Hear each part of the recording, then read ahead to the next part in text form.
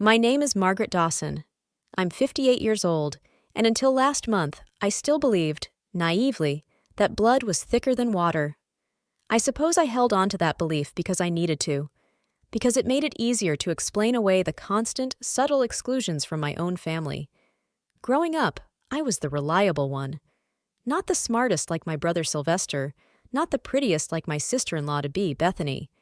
But I was always the one who helped, always the one who showed up. Mom got sick? I took care of her. Dad needed paperwork handled after retirement? I did it without being asked. Sylvester? He was busy building his career, which mostly meant having dinner with people who had last names he couldn't pronounce and talking down to anyone who couldn't follow his investment lingo. And yet, he was the golden child. Always had been. Even after he moved out, even after he skipped Mom's last birthday, even after he forgot to show up for Dad's funeral planning. And now, he was getting married. A grand affair. White roses, chandeliers, private chef, ballroom by the lake. He had invited everyone, even second cousins I hadn't seen since the Reagan administration. I got my invitation a month before the wedding. It came without a personal note, just my name printed in stiff gold letters and a cold itinerary of the weekend's events. I called to RSVP and got Bethany's assistant. Not her, not even Syl. Her assistant. I should have known then. But I went. I bought a new dress. I had my hair done. I even picked out a decent gift from the registry, a silver tea set, imported from Italy, $600. When I arrived at the rehearsal dinner, no one even looked up. "Margaret, right?" Bethany's mother said. "How lovely of you to come." It got worse at the reception planning table. I wasn't listed among the immediate family. My seat was nowhere near Syl or our father. "Syl," I said softly, tapping his arm when I found him.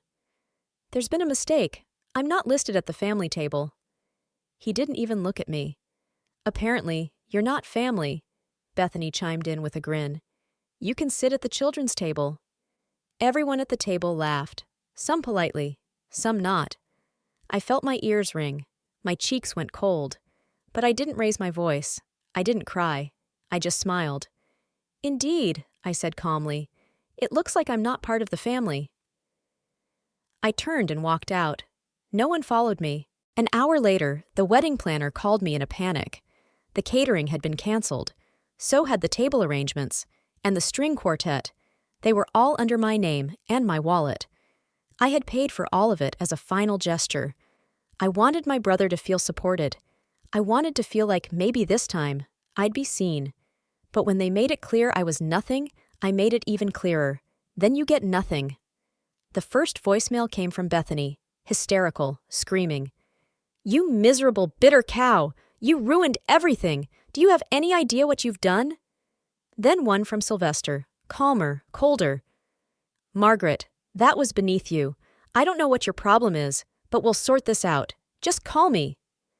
I didn't call. The silence that followed tasted like peace. I made myself a cup of tea, the same Italian blend I'd sent as part of the wedding gift. I sat by the window, looking at the garden my mother used to tend. A few of her roses were still there, stubborn as ever. By evening, there were texts from Dad. He never took sides. That's what he always said, while watching me quietly take the fall for years. "I'm sure this is a misunderstanding. Please don't escalate things further." A misunderstanding. That's what they always called it. I spent the next morning sorting through emails from the vendors. Some were confused, some concerned. A few, knowing the truth, sent me quiet notes of support. "Honestly, you did the right thing," one florist wrote. "I saw the way they spoke to you. It was appalling." Word started getting around. The guests had already flown in, some dressed, some halfway through their hair appointments, only to find out there was no food, no music, and no schedule. The wedding planner quit on the spot. I didn't post about it. I didn't gloat. I simply turned off my phone and went for a walk. At the grocery store, I ran into Diane Carter, a former teacher of mine. She glanced at me over the pears. "Weren't you supposed to be at Sylvester's wedding?" "I was," I said. "Plans changed." She gave me a strange look, then leaned in. "I always liked you more than him, you know. You were the only one in that family with any decency." I smiled, but it didn't reach my chest. That night, someone knocked on my door. Loud. Urgent. I didn't need to look to know who it was. Bethany. Hair a mess, mascara smudged.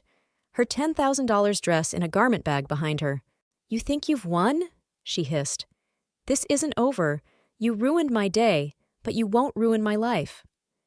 I looked at her, really looked. "Bethany, this isn't about your wedding. It never was." She blinked. "Then what is it about?" I didn't answer. I closed the door, and for the first time in years, I slept through the night. 2 days after the disaster, my father called. This time, he didn't leave a voicemail. He showed up. I watched him step out of the car in the same brown jacket he wore to Mom's funeral. That jacket always made me think of silence, of standing back, of letting things slide. He didn't knock, just stood there, hands in his pockets, as if waiting to be invited. I opened the door but didn't smile. "Can I come in?" he asked, not meeting my eyes. I stepped aside. He sat in the living room, on the same couch where he once told me, gently but firmly, that helping raise Sylvester after Mom's breakdown wasn't a sacrifice, it was family. I was 16 then. "I spoke to Syl," he started. "I'm sure you did. He's embarrassed. Bethany's furious. And yes, they were wrong to treat you that way. But canceling the wedding? Margaret, you made a scene." I leaned back in my chair. "No, Dad. I removed my funding. I made no scene. They created that chaos themselves." He looked old, smaller than I remembered. "You didn't tell anyone you were paying." "No, I didn't need to. I didn't do it for thanks." "Then why?" he asked. "Why did you do it?" I paused.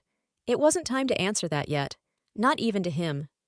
Instead, I asked, "Do you remember Bethany's bridal shower? 2 years ago?" He blinked. "Vaguely. She made a speech about how she was marrying up, about how proud her parents were that she'd landed someone with money, class, and a future." He frowned. "I suppose." She looked me straight in the eye and said, "Some people chase, others get chosen, and some are just useful." He flinched. "I was the useful one, Dad, all my life. When Mom couldn't get out of bed, me. When Syl couldn't figure out how to apply to college, me. When you needed someone to handle hospice care, who stepped up? It wasn't him. It wasn't her. It was me." He rubbed his hands. "I know you feel overlooked." I laughed, bitterly. "No, I feel used. Overlooked would have been a blessing." He stood.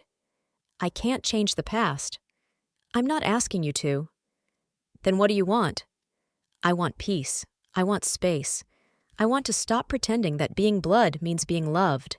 He hesitated, nodded once, and left without another word. Later that night, I opened a drawer and pulled out the envelope. The one no one else knew existed.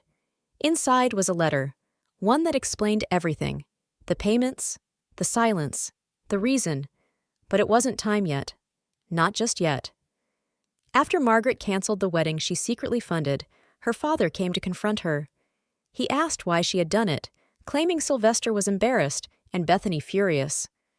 Margaret didn't explain fully, but reminded him of the many sacrifices she'd made over the years, from caring for their sick mother to managing difficult family responsibilities alone. She recalled being belittled at Bethany's bridal shower and made clear that she was done being used. After her father left, Margaret opened a drawer and looked at a sealed envelope that holds an important, still undisclosed truth. Story. The envelope stayed on my nightstand for the next few days.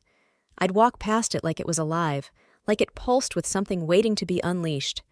I wasn't sure if it was guilt or power or both. On the 5th day, I received a card in the mail, no return address. Inside was a photo, one I hadn't seen in decades. It was me, Sylvester, and Bethany at my mother's bedside. She'd been sick for years by then, and the photo caught one of the rare moments when she was lucid. I was holding her hand. Syl was staring at his phone. Bethany? She was in the background, applying lip gloss in the reflection of a cabinet. On the back, in slanted penmanship, "Funny how some things never change." I stared at it for a long time. Then I picked up the phone and called Aunt Denise. She was the only person in the family who had ever spoken to me like I mattered. Not warmly, she was too blunt for that, but honestly. "I was wondering when I'd hear from you," she said when she answered. "You sent the photo?" "Yes." "Why?" "Because you're not crazy, Margaret. They've always treated you like furniture, useful, silent, and easy to ignore." I sat down slowly. "Why did no one ever say anything?" "Because you never did." Her voice softened. "You took it, all of it, and we let you." We talked for over an hour. She reminded me of things I'd buried, how Bethany had once told people I was a paid assistant, not Sylvester's sister, how I wasn't invited to a Christmas party until the day of, how Syl had borrowed thousands from our father and never paid it back. Yet I was the one questioned over every minor transaction. "They feared your silence, Margaret," Denise said. "You never fought back, and that made them comfortable. You were reliable, but invisible." After the call, I placed the envelope back in its drawer. Not yet. Instead, I did something else. I called the photographer who had been hired for the wedding. "I heard it didn't go forward," she said. "No," I replied, "but I'd still like the raw files. Whatever you managed to shoot before it unraveled." There was a pause. "Are you sure?" "Positive. Send the invoice to my email." If the truth was going to come out, it wouldn't be in a loud explosion. It would be a slow, deliberate peeling away, one image at a time. The photos arrived 2 days later via a download link. No edits, no watermarks, just unfiltered moments frozen in time. I clicked through each one slowly. There I was, standing at the back of the rehearsal hall, smiling politely while Bethany clinked a glass for attention. A frame later, Sylvester leaned toward Bethany, whispering something in her ear. Her smirk widened. I recognized that look. It wasn't joy. It was victory. Another photo.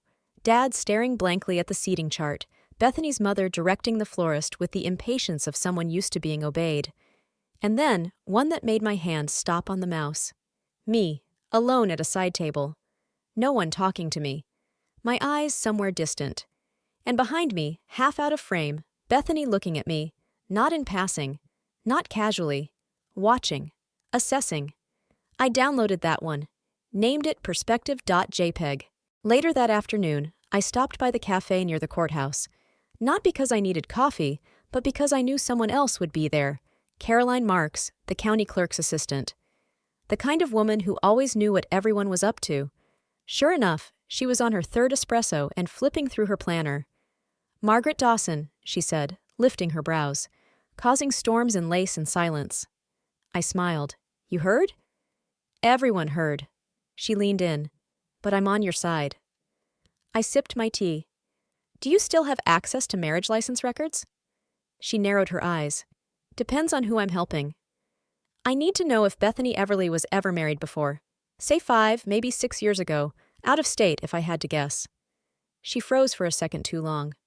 "You know something," I said. "I might," she replied. "But I need a reason to pull something like that." I slid my phone across the table, showing her the wedding photo, the one where Bethany was watching me like a threat. "She's hiding something," I said. Caroline stared at the photo. "Give me 3 days." I nodded and left. That evening, I finally took the envelope from the drawer. I didn't open it, just ran my thumb across the edge, remembering the last time I'd seen Bethany truly afraid. It was the night she came to the house crying, clutching a checkbook. Her face pale, her hands shaking. I had helped her then.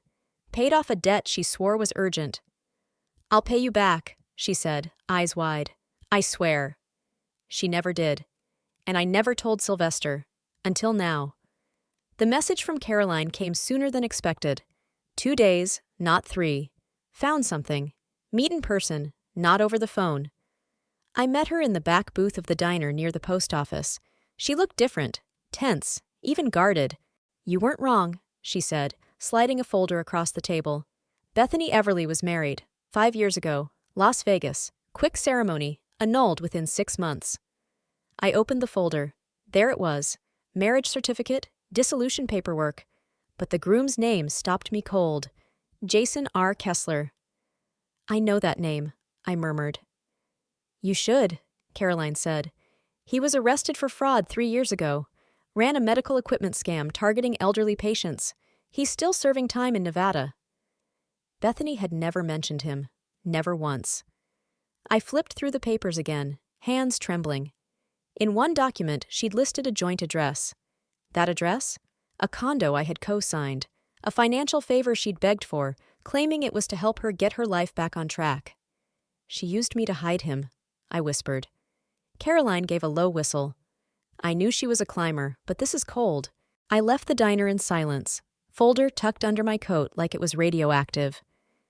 Back home, I pulled out the envelope again, but this time, I opened it. Inside was a copy of a bank transfer receipt. $42,800 wired from my account to a holding company under Bethany's name. The date? Just weeks before Sylvester proposed. Beneath it, a handwritten note, my own. I'd written it late one night when I was still convincing myself this was all forgivable. If she ever denies this, here's the proof. And if Sylvester ever asks why I kept quiet, it's because I didn't want to break him, but maybe I should have. The weight of those words settled over me like dust on old furniture. For years, I thought staying silent made me strong. Now I realized it only made me convenient. I put everything, the wedding photos, the folder from Caroline, the receipt, the note, into a small box. I taped it shut, labeled it simply, Truth. I didn't know yet when I'd give it to Sylvester, but for the first time, I wasn't afraid of what would happen when I did. I thought it would take me longer to decide. I thought I'd sit with the box for days, maybe weeks, torn between old loyalty and new clarity. But that morning, I saw Sylvester's name on the caller ID, and I picked up. Margaret, he said. His voice sounded tired, defeated almost. Can we talk? Of course, I replied. Come by after 5. I'll put tea on. When he arrived, he looked different. Not the polished version of himself I'd seen at corporate parties and fundraisers. He looked like a man who had just realized the foundation beneath him had cracks. He sat down slowly. Didn't say much at first, just watched the steam curl from his mug. She's been crying nonstop, he finally said. Bethany, since the wedding. Says she's ruined. Says you set out to destroy her. I didn't speak. I know it's more complicated than that, he added, but I need to understand. I need to hear it from you. I stood, walked to the bookshelf, and retrieved the box. I set it between us. What's that? Everything, I said. Everything I've never said. He hesitated before opening it. One by one, he pulled out the documents. The bank transfer, the marriage certificate, the photo of Bethany watching me from behind, sharp and calculating. When he reached the final piece, the note I'd written to myself, he went still. He read it twice, maybe 3 times. Then he looked at me. Why didn't you ever tell me? I felt my throat tighten. Because I thought I was helping. Because I thought love meant protecting people from things they couldn't handle. And because I didn't want to be the one to break your heart. He didn't speak. His fingers were shaking. She used me, I continued, for money, for image, to hide her past, and all I ever wanted was to be treated like your sister, not your servant. He let out a long breath and rubbed his eyes. I don't even know who she is anymore. I nodded. Maybe you never did. I need time, he said. I know. He stood. You deserve better than this, Margaret. You always did. As he left, I didn't feel triumphant. I felt still, like the wind had finally stopped blowing after a long storm. 3 days passed. No call, no knock, no email. I didn't expect an immediate reaction. Sylvester had always been someone who needed time to process, to weigh every angle before making a move. But the silence gnawed at me. On the 4th day, the silence cracked. Bethany showed up at my door. Not angry, not hysterical. This time, she was cold, controlled, dressed perfectly, as always. Her eyes, though, were different, tight around the edges, like someone who had spent nights clawing at the illusion she could no longer hold together. May I come in? She asked. I didn't answer. I simply stepped aside. She walked into my home like she owned it, glanced at the bookshelves, at the fireplace, at the photo of me and Mom from years ago. Then she turned. You gave it to him. I said nothing. I suppose you think this makes you righteous, that exposing me will finally make you important. I didn't do it to be important, I replied. I did it because he deserved to know who he was marrying. She laughed bitterly. You've always hated me. No, I said calmly. I pitied you. There's a difference. Her jaw tightened. You're not better than me, Margaret. You just play the long game. Always the quiet martyr, the shadow, the watcher. And you're terrified now, I said, because the person you thought would never stand up finally did. For the first time, she looked unsure, vulnerable. She sat down slowly, folding her hands. What do you want? She asked. Money? An apology? I don't want anything from you, Bethany. Then why do this now? I met her eyes. Because you looked me in the eye at that rehearsal and told me I wasn't family, and for once I believed you, so I acted accordingly. She swallowed hard. He hasn't spoken to me in 2 days. He's staying with your aunt. Good, I thought, but I said nothing. I'll tell him you're lying, she threatened. I'll twist it. He trusts me more than you. No, I said. He used to, but now he has facts. Bethany stood, smoothed her blouse, and walked toward the door. Before leaving, she turned back. If I go down, I'll make sure you come with me. You already tried that, I said softly. And look where we are. She stared for a long second, then left without another word. As the door clicked shut, I sat back in my chair and closed my eyes. For years, I had been the one cleaning up other people's messes. And now, for the first time, someone else was sitting in their own. The following Sunday, the town felt unusually quiet. Maybe it was just me, calm inside for the first time in years. No weight on my chest, no need to prove myself, no desire to explain my choices. I spent the morning pulling weeds in the garden. The rosebush my mother once loved had bloomed again, small, stubborn flowers that didn't care how many storms they'd lived through. By late afternoon, I heard a car in the driveway. I knew the sound of it. Sylvester stepped out. No suitcase, no anger. He looked like a man who had slept through a hurricane and woken up unsure of what was still standing. I'm not here to defend her, he said, walking up to me. I'm not even sure I can defend myself. I brushed the dirt from my gloves and waited. He sat on the porch steps. You were right about her, and about me. I didn't respond. For years, I thought keeping things easy between us was the same as keeping peace. I didn't realize peace meant pretending you didn't exist. He looked at the roses. I didn't want to see it, the way she treated you, the way I allowed it. You were busy, I said gently, being admired. He smiled faintly. I liked being someone's success story. You still can be, I said, but maybe start with being a decent brother first. He looked up at me. I want to make things right. I sat beside him. It's not about a single apology. It's about seeing me from now on, hearing me, not when it's convenient, but always. He nodded. I'll try. And Bethany? I asked. She's gone, he said. Back to her parents for now. I don't know if it's over, but it doesn't feel like a beginning anymore. We sat in silence, a quiet, thoughtful one. Then he added, You know, I told Dad everything. He didn't say much, but he listened, really listened. He said you were the only one who ever showed up when it mattered, that maybe he didn't know how to say thank you, but he wanted you to know that now. I blinked once. That small sentence carried decades of weight.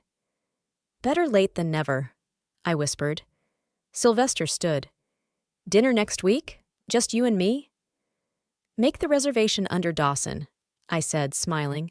Family name. He laughed. I will.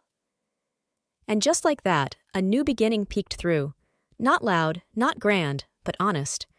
A week passed, then 2. Spring moved in gently, and with it came new routines. My home, once filled with silent weight, now held light in the corners. Small things felt different. How I moved through my day, how I answered the phone, how I spoke without measuring every word. Dinner with Sylvester happened as promised. No distractions. No Bethany. Just us, like it should have been long ago. We talked about work, about Dad, about Mom's garden, about how grief and guilt sometimes come in the same coat, and how neither of us had known how to take it off. He didn't try to justify anything. He didn't over-apologize. He just showed up, and kept showing up. And then one morning, something unexpected arrived. A letter, handwritten, from Bethany. I sat with it for a full hour before opening it. Margaret, I don't expect you to forgive me. I'm not even sure I deserve it. I was cruel. I was calculating. And I used you, because I could. Because you let me. And that's the part that shames me most. I don't know what Sylvester will decide, but I do know you didn't destroy anything. You just stopped holding it up. For what it's worth, I see you now. And I wish I had earlier. No signature, no plea. Just the truth, simple and unadorned. I folded the letter and placed it next to the photo from the wedding, the one where she had been watching me from behind. Funny how much had changed in that gaze. Later that day, I donated the box labeled Truth to the shred bin at the courthouse, not because I wanted to hide it, but because I no longer needed it. It had done its job. Aunt Denise stopped by that weekend with a pie and a rare smile. "Heard you're the center of the family dinners now," she teased. "Just sitting at the right table finally," I said. We ate in the sunroom, and for once, I didn't feel like I had to earn the space I occupied. I had no plans to become someone else. I wasn't chasing approval anymore. I just decided I was enough, and always had been. They just hadn't seen it. Now they did.